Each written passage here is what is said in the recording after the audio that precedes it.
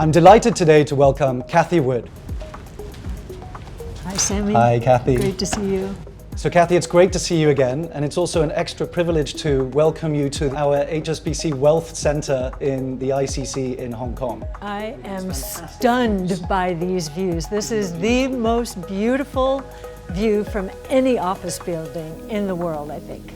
The strength in US equities has been phenomenal, but a lot of people are still worried about inflation, about where valuations are at, and all the other events that are happening that potentially could disrupt markets and tariffs. So you're characterizing it as climbing a wall of worry. Does that continue in your view? Yes, and I think what's happening, the headlines are capturing the worries, but underneath there are some very powerful forces at work.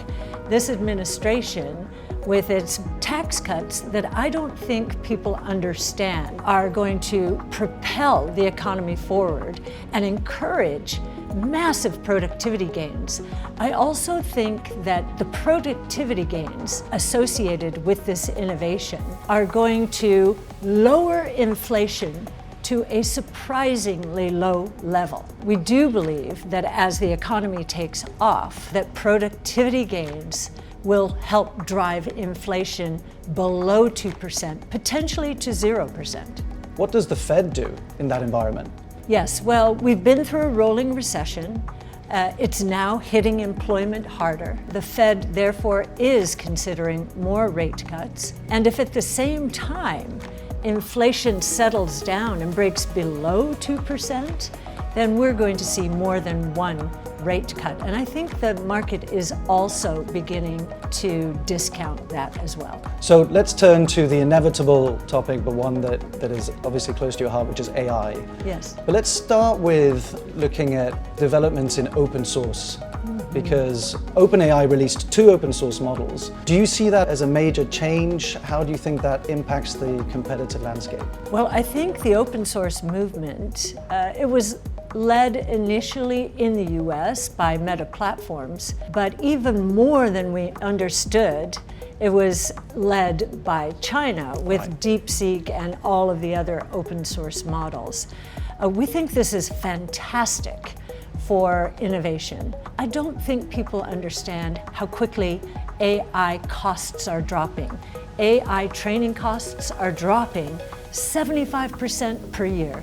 AI inference costs are dropping anywhere from 85 to 98% per year. When the cost of anything drops that dramatically, you're going to get a lot more of it. One of the areas that you talk about often, which is hugely impacted by AI, is healthcare. What areas in healthcare do you think are most interesting? Because you've characterized it as quite an underappreciated sector and as a beneficiary of AI. We believe the most profound application of AI is in healthcare. We think it's going to extend human life as we are able to diagnose cancer and other disease from blood tests in much earlier stages than we can now.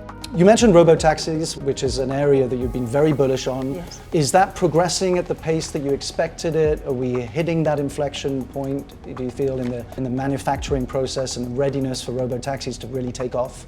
Well, as usual with innovation, it's slowly, then all at once. We're moving into the all at once phase now. We are getting ready for prime time for robotaxis.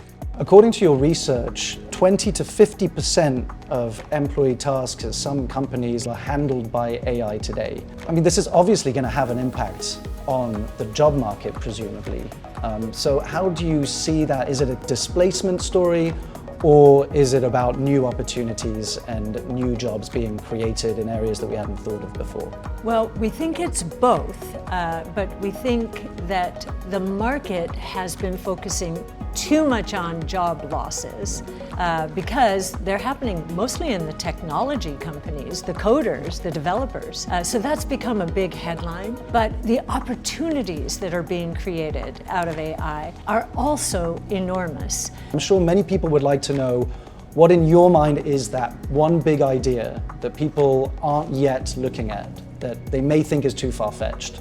Large pharma and biotech companies are facing a patent cliff. They'll lose $300 billion in the next 5 years as patents run out. So a lot of fear and caution in the healthcare space. I think that is the most underestimated place for innovation. Well, Cathie, thank you so much for coming today. Sami. It's been incredibly insightful as always. And My great to speak to pleasure, you. and thank you for our partnership. We are just delighted to be partnered with HSBC. Thank you so much.